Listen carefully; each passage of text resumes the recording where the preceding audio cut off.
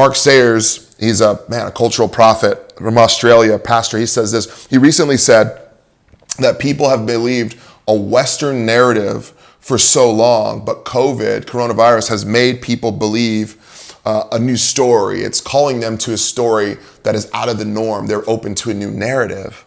So what new story can we give them? What new story can we give them in the midst of this? Because I know for you, the tide has gone back in this weird and odd season. And now you're sitting here going, man, I actually can die, and I don't know if this mask is gonna help me, and maybe it will, maybe it won't, I don't know. I need to do some new things. I hope this new story for us, as I'm gonna unpack, can include a greater emphasis on your personal vessel and your own personal health. Because hey, an emphasis on your personal health and your body has always been there in the scriptures.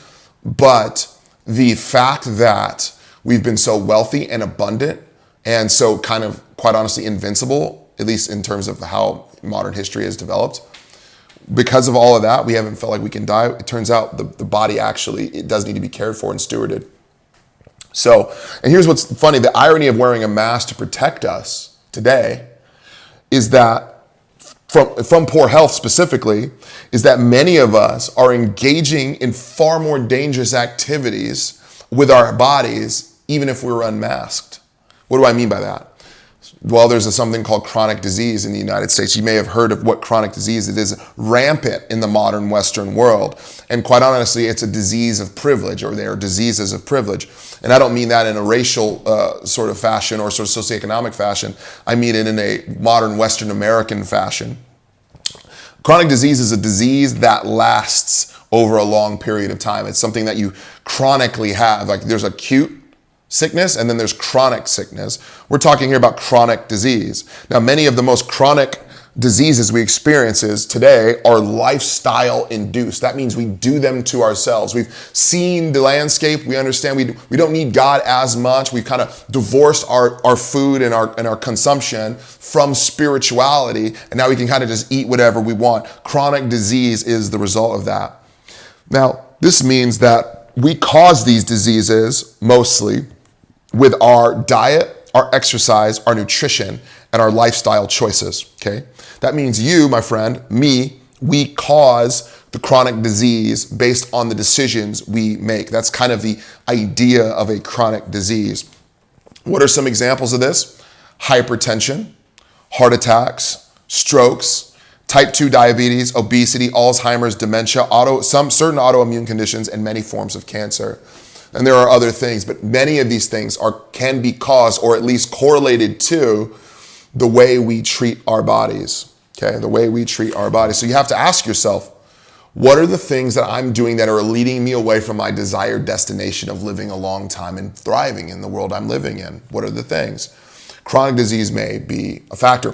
Chronic disease is now a defining feature of the modern West. This is absolutely a Western American and Western European and Canadian thing, okay? This is totally true. If you go to other countries in the East, you do not see the prevalence of some of the things I just listed, right? Some of the chronic diseases I listed: hypertension, obesity, Alzheimer's, dementia, autoimmune conditions, and the like. You don't see the prevalence of that.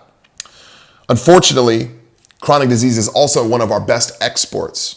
I mean, I went to India recently, and the number of McDonald's and Burger Kings and Wendy's I saw in Bangalore, India, is frightening, okay? Maybe even more so than the ones we see today in our suburbs, okay? 1 in 2 Americans, that's most likely you, 1 in 2 Americans now has a chronic disease, okay? Half of us watching have a chronic disease. 1 in 4 Americans has multiple chronic diseases. 1 in 4 is multiple. That means 25% of us has more than one of the things I just talked about, and some of the other ones I haven't talked about. 91% of all prescriptions filled in the United States are for chronic disease.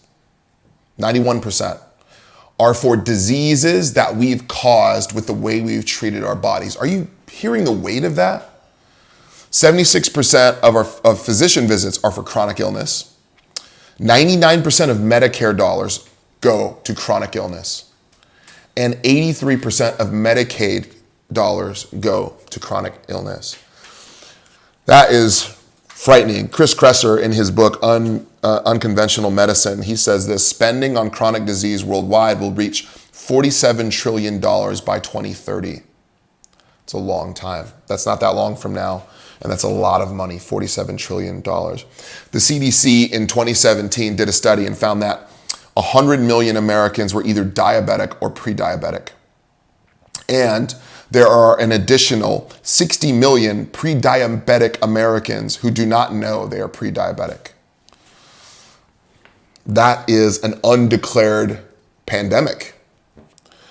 One prominent author says it's best to look at the chronic disease situation as a slow motion plague, but far more wide scale. Now that hits home for people that are Christians because we understand the ramifications of a plague, particularly in Exodus. We saw those plagues. This is a slow motion plague, but more wide scale, right? This is affecting at least 350 million Americans and then a lot of the West as well. If we're worried about a fast motion pandemic, we should definitely be worried about a slow motion plague that kills far more people.